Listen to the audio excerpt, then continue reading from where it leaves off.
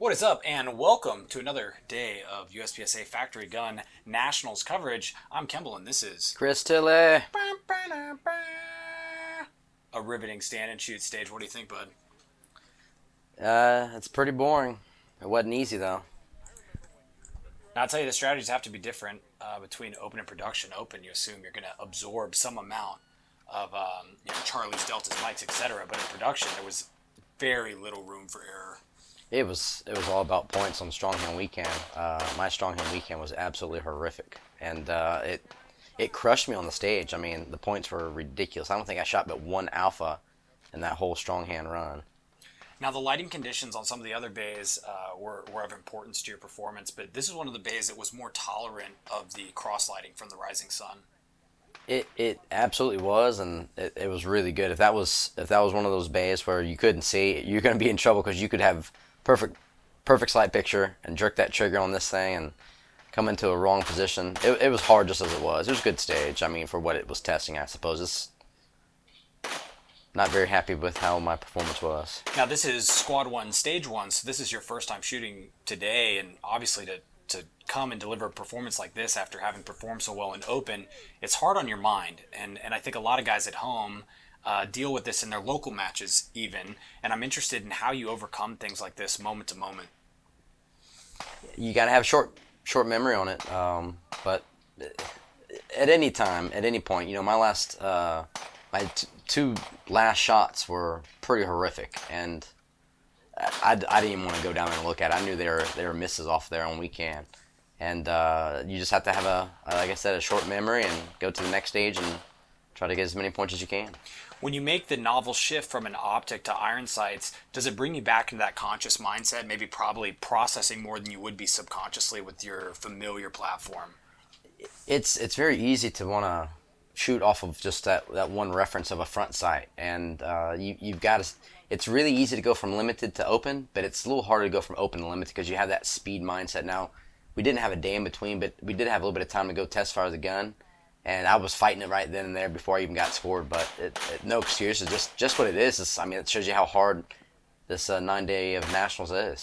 Now, while talking about visual acuity and the visual inputs you're getting to break shots, this target distance is right on the ragged edge of what can be pushed and what must be visually confirmed shot to shot. Correct. If it was another 4 or 5 yards back, it would be easy because all you had to do was aim because that's all you could get away with. And same thing, if it was 4 or 5 yards closer, it would be easy because you could just push as hard as you wanted to. Just like another stage I had in day 2. Now, having seen yourself moving through this, all points aside, do you think this is the pace and delivery you'd like to see with better points? I was really feeling like I was going absolutely slow, and I think my time on all this was right there with everyone, if not even faster than the top guys on the stage. Just the points were really suffering. I just had a hard time really pushing the sights onto that alpha zone wherever they settle on brown is where I pulled the trigger. So, I mean, watching the run, I think the worst thing about this that I really saw, I stumbled a little bit on strong hand, but on weekend, just wasn't behind the gun good enough for an iron-sighted production gun like this. Now, from a stage design perspective, obviously there's been ongoing complaints about stand and shoot nationals, etc. But in isolation, do you think this is something you'd like to see in the classifier pool? It wouldn't be bad. I mean, we need more classifiers than what we've had, but, you get that in the nationals or just getting the guys to getting their heads together down the road is, I don't know. I'm pretty sour about this right now as it is. We'll try to put the butthurt on one side and come back to the strategy. Do you think these sort of two-string style classifiers, do they have any place in competition shooting? They do. One's fine. You want to test everything in the match. You just don't want to have it be overweighted in any way. You don't want to be aiming too hard and having too much of a hosing. You want a good variety of everything. We just had a lot of the same here. Speaking of butthurt, time to pick up the salt shaker. We have the Dark Lord, Benjamin Steger, getting ready to deliver I think about a 7th place finish with potentially some points down as well. Can you comment on that? You guys were shooting basically back to back. He actually didn't have that bad of a run for having a miss on here. Some of the guys walked away from here with very few points down or high-fiving and such like that. He wasn't happy with his run, I'm sure, but it's it didn't cost him too much. It just enough to give somebody a step on him. I'm pretty sure he'll be able to make it up down the road. Now, I had an interesting conversation with Mike Foley earlier in the day today where he discussed the difference between open and production is kind of like the difference between tennis and chess. Can you talk more about that? I don't even know what that's talking about right there. Yeah, it's the same sport, but different division. I would guess that somebody that's good in one division should be good in the rest, unless they're absolutely not playing the same game. I mean, yeah, you're shooting minor versus major. Other than that, competing's competing. Do you see any nuances in the athletic posture that Ben seems to apply? It's definitely different than what I saw in open. More upright, maybe more static. More static. The gun doesn't let you move and shoot so much because you can't afford those Charlies. But yeah, Ben's posture is definitely more upright. You know, there's those shoulders are down, and he's kind of sitting back a little bit in a stance on some situations more so than those open guys are. Little less athletic, really stopping his body weight. Now, on these types of stages that pull out strong and we can, what do you suggest people do at home to prepare?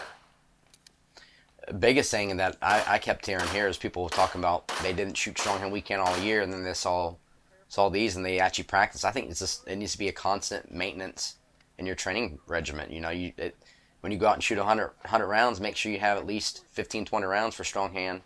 10 for strong hand, 10 for weekend. Just make sure you're familiar with it. We all acknowledge Steve Anderson as a dry fire wizard. Do you think dry fire is something that adequately addresses preparedness for shooting the gun, actually cycling the gun, strong hand or weekend at a match like this? Weekend, one of the big things on weekend is finding the sights quicker. Really being able to present the gun good and efficient. But as far as with the recoil of the gun and keeping your grip pressure consistent, that's one thing that happens a lot with weekend. That's what actually happened with me. My grip got weaker and weaker every single time I was transitioning and pulling the trigger. You can work on that in dry fire, but I don't think you really get it and learn it unless you're live firing. Chris Tilley pushing Ben Steger out of position, arriving to the box about the same time. What do you think happened between box 1 box 2 that slowed you down?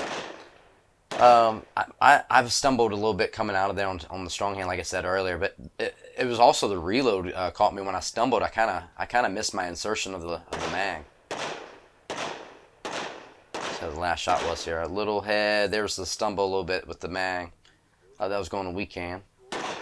You're breaking shots maybe a tenth behind Ben here. Yeah, different tactic here. I actually shot right to left here to end on the harder shots, and unfortunately those were the shots that cost me the 2 misses there.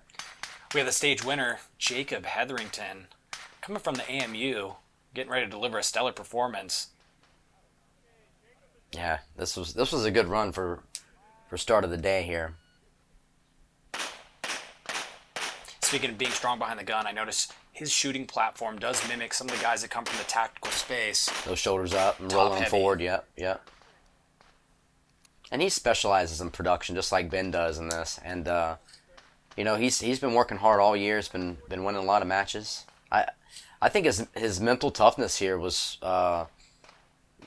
really great. He looked nice and relaxed and just shot great points for this stage. Did that range officer actually look into the camera and then stand in front of the camera? No, he wouldn't do that. This is an interesting portion of Jacob's run right there. Oh yeah, that was great. Yeah. Congratulations on the stage win. 5.4 hit factor, 6 Charlie. Good job, buddy. Hetherington, a.k.a. The Punisher. The Punisher. I tried to shoot kind of calm on this stage, but I knew with the movement and the transitions that it potentially could be a really good stage for me to maybe get like 5 points. And I pushed a little too hard, and I shot a penalty or 2, but my time was good. But the 2 penalties will bring my points down to 38, so I'll lose a bunch of points, but I had won the last 2 stages, so I won't be too far behind. That was Hetherington's audio commentary on some stages from later in the day, but reflecting back on this run is the basis of his scoring foundation, essentially saying, hey, look, I showed up this morning, I delivered, did what I need to do, and now I'm going to move through some of the rough patches, which he did run into.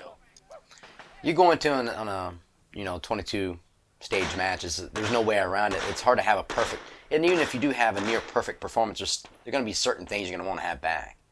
Misstep, misload, misdraw, whatever it may be. Is that a wedgie?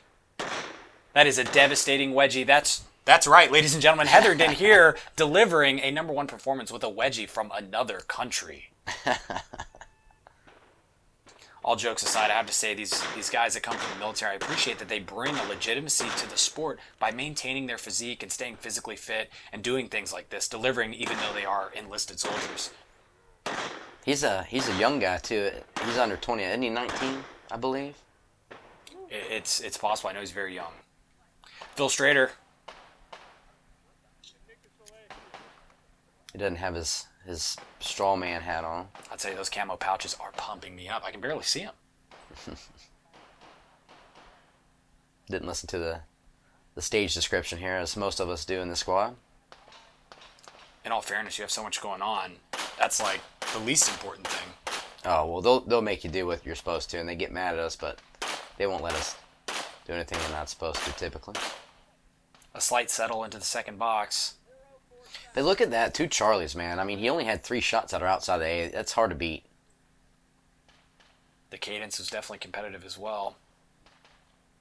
Here's one of the few that chose to start in 2 different boxes, and I think it really worked for him. He was very comfortable with that transition of weekend over here, going into the second box.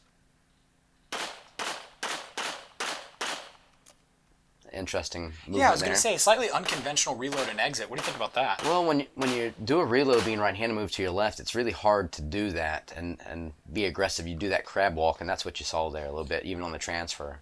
Now, you guys were given options.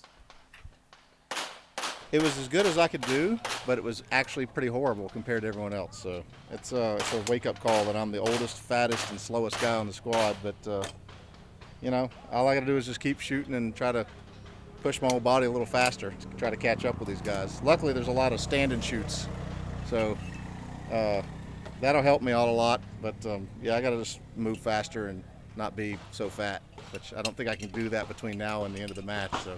Interesting commentary from Phil Strader talking about his performance later in the match again and reflecting back, just like Jacob, on this stage as the basis of his scoring platform, essentially wanting to participate in these stand and shoot type stages. What do you think about stand and shoot? It definitely has a place, just not so many times as far as fun is concerned, in my opinion. But I don't know.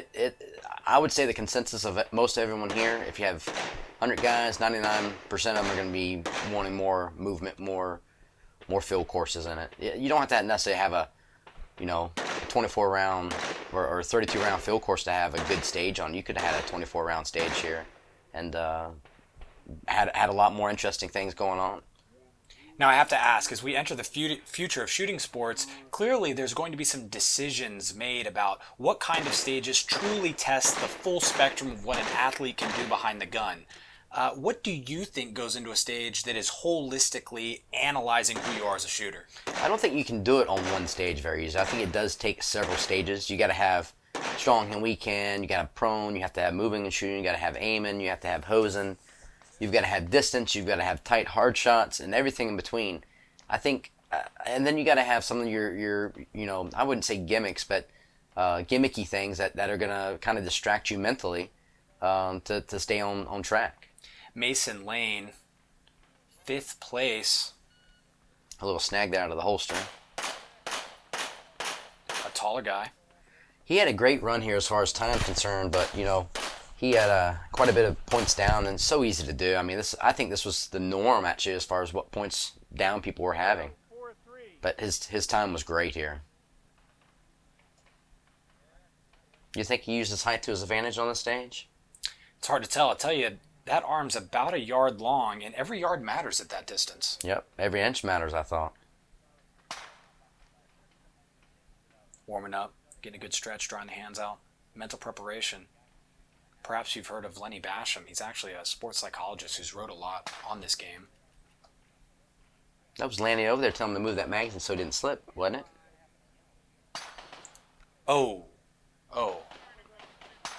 Yeah, I guarantee he thought he was DQ'd there for a second. Had a bad draw on the first one. And then that right there, he didn't do anything wrong, but he just started in the wrong area. A false start and a thank you to our range officers keeping everyone safe today. Oh. You wonder if that ball start got in his head and led to the slip. I guarantee it did. Not necessarily led to the slip, but I guarantee he was pushing. It might have been one of the reasons why he dropped so many points as well. It just takes you out of the subconscious repertoire and into that conscious mindset again. Yep. And I'll tell you, we've kept some of the exposure changes on this footage just to show guys the lighting conditions have been interesting. Some of the cumulus clouds that are super dense and casted these shadows on the range, and for iron, sometimes it can matter. Well, yeah, this is about perfect, ideal situation for having those sights and target pop. This stage was, again, one of the better ones for that. Even in the worst case scenario, it wasn't that bad. You can't really blame it on it.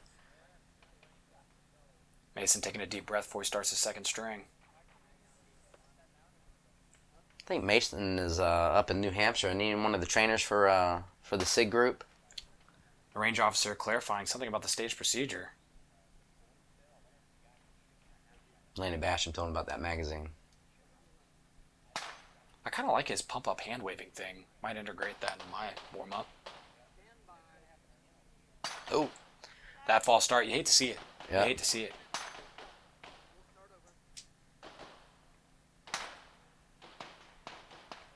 I'm glad they did that, though. They have an option to give him a penalty on that, so I'd much rather see them stop him than actually give him a penalty. Now, can you describe for the viewers at home how a penalty might be issued in a similar case? If they think that you jumped the buzzer on purpose to gain an advantage. Primarily sportsmanlike conduct. Yep. Now, speaking of short courses, I heard a rumor that Super Grand HQ might be releasing a stage of the month sometime in the near future. Hopefully pretty soon. Guys, if you haven't heard, our stage of the month going live sometime soon. Cash prizes. We give you a stage design. You set it up at your local range. You send it in. You win cash. It's that easy. Mason Lane breaking the gun before Ben Steger.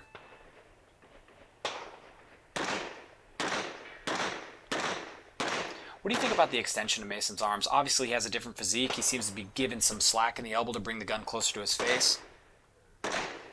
He does pretty good on everything upper body on that. I don't think he's rolling his shoulders too far forward or shoulders up high. I think everything looks pretty good. It's pretty much what I'd like to see. Alexander Gute, another junior shooter, am I right? Junior? He might be a junior. Maybe early 20s, 22. Okay, 22. 23. A lot of young guys on the squad. Good movement. Solid. Yep. Good flat. Yep. Good. That was great right there. He did break the shot. You could see he actually had an issue there. Enough self-control to fix the sights.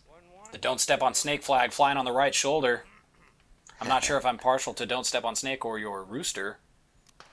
I tell you, right shoulder design, that's a great spot for sponsorship logature. It is. Don't tread on Gute. Are those gold base pads? They look fancy. Blang, blang. I tell you what, all jokes aside, you really want to see these young guys like Alexander Gute succeed. He just brings so much athleticism, a positive attitude, and a great performance to the table. Yeah, he's a good guy. He's got his head on straight, and he's really pushing the sport. He's doing good stuff. See what he's got going on here. Ooh, the glint from the watch. Cinematic indeed.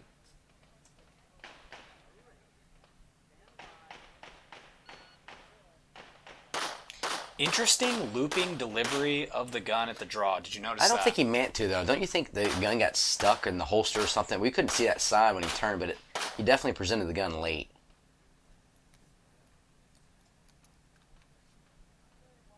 So, Alex, what do you think of the stage, and how was your run? Felt pretty good. I was debating on where to take the headshots, but I guess I kind of took the safer route.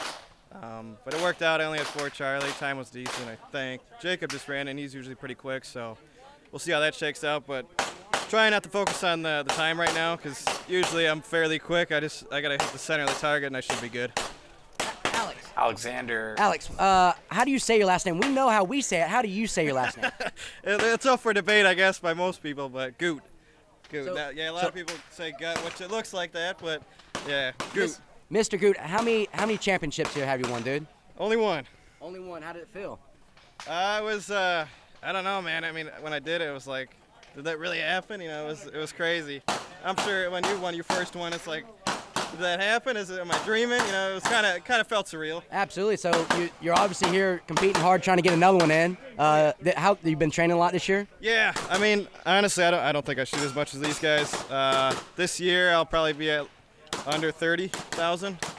But I try to be smart with it and just really focus on my technique, and it usually works out. I mean, I like to shoot more, but I've definitely been dry firing pretty hard. Yeah, man, that's awesome. Thank you. Good luck. Hey, thanks, man. Awesome interview from you and Alex on the range. Range talk, always the funniest. Is it Gute or is it Gute? It's Gute. It's possible it's an inside job and it's actually Gute. Either way, he said he's only shot 30,000 rounds maybe in the last year. And is that the hallmark of dry fire? Someone who's taking dry fire seriously in the dojo? 30,000 rounds to a gun that is your primary gun, and you're taking that serious. That makes it hard to compete at the level that he does. So it's pretty impressive. But yeah, he's got to be putting time in elsewhere instead of being on the range. It's the living room, Absolutely. Well, you hope to see more of them.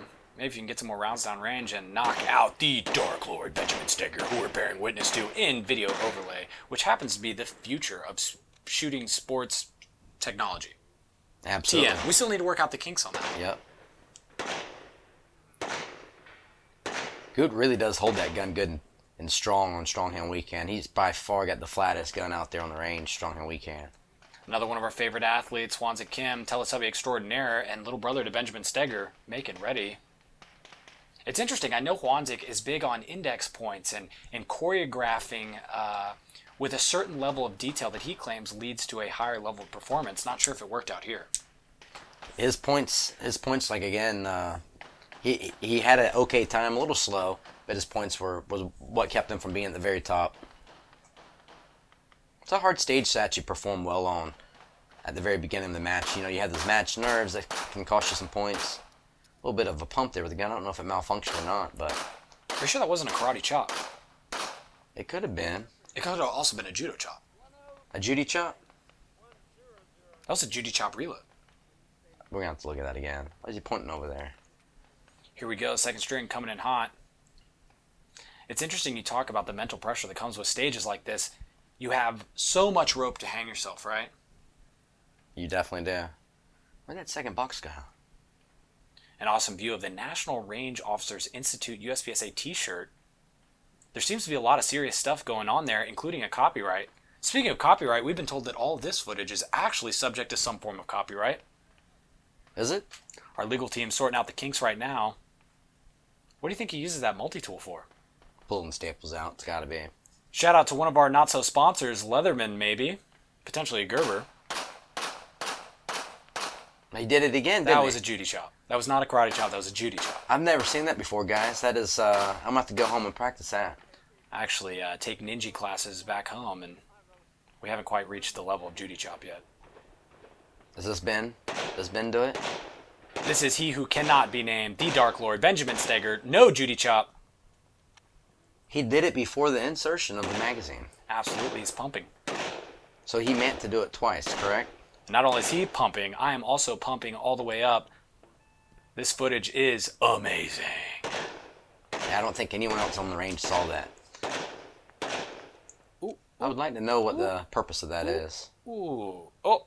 And we'll finish on that one. Thanks for tuning in, guys. This has been your non-biased, completely volunteer ran coverage of USPSA Factory Gun Nationals, the most riveting division.